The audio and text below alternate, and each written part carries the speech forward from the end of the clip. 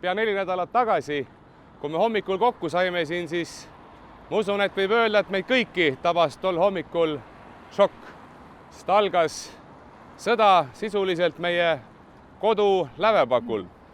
Võib-olla nüüd enam kui varem on see koht, kus hoida veelgi rohkem kokku, toetada oma kogukonda, toetada oma lähedasi.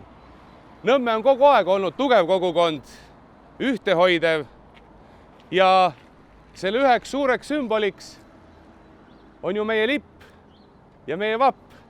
Äkki on nüüd õige aeg liikuda veel sammukene edasi ja mul oleks hea meel teid välja kutsuda siis lööma kaasa selleks, et mõtleme üheskoos välja Nõmmele ka tunnuslause.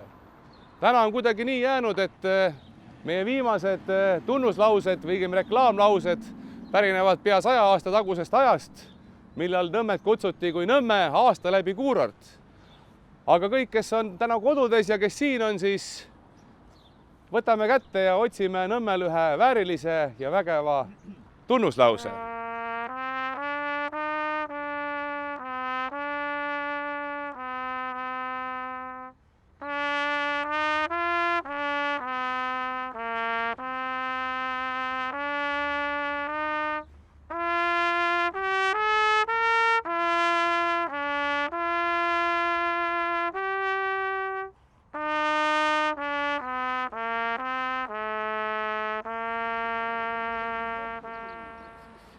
Peame natukeseks ajaks minema ajas 84 aastat tagasi, 22. märts 1938.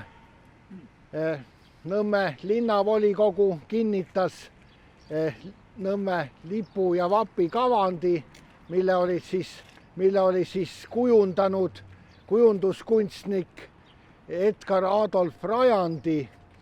Miks 38 aastat tagasi seda või 38. aastal seda tehti, nimelt oli ettevalmistamisel uus linnaseadus, mis hakkaski kehtima sama aasta 1. mail ja mis ütles, et igal linnal peab olema oma lipp ja vapp ja nii siis ka Nõmme selle asja ära tegi.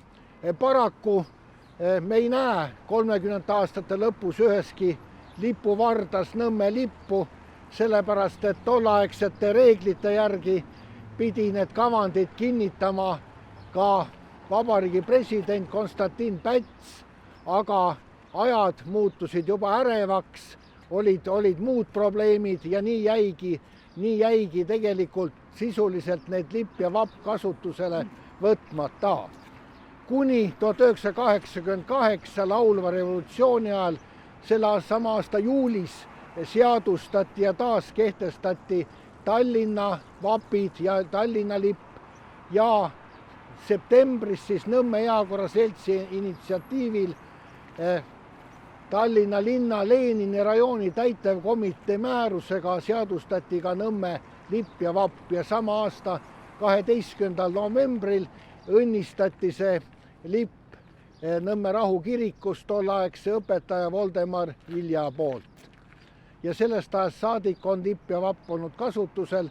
Ma siiski ütleksin, et võiks olla palju rohkem kasutusel, ärme häbeneme oma lippu ja vappi, aga kasutangem seda julgelt. Head lipu ja vapi päeva kõigile nõmmelastele.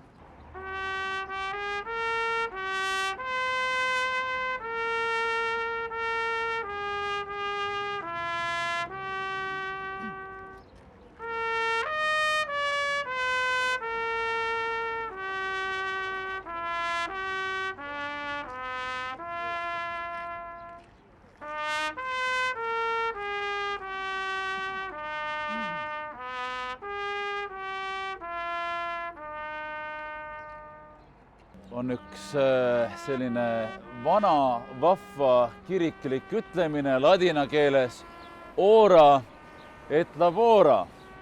See tähendab siis meie keeles palveta ja tee tööd. Ja ma usun, et kindlasti neil päevil hästi palju meie mõtted ja palved on Ukraina juures ja ka siis, kui me palvetame rahu Ukrainale, tasub ikka mõelda, et tuleb palvetada just ka võitu, et see kurjus ükskord kaoks ja kurjuse kadumise kaudu kindlasti saabub ka võit. Ja kindlasti me oleme ka siin Nõmmel ju palju tegutsenud Ukraina heaks ühel või teisel viisil. Aga siiski, head sõbrad, tänane päev on eelkõige pühendatud Nõmmele, meie lipule ja vapile.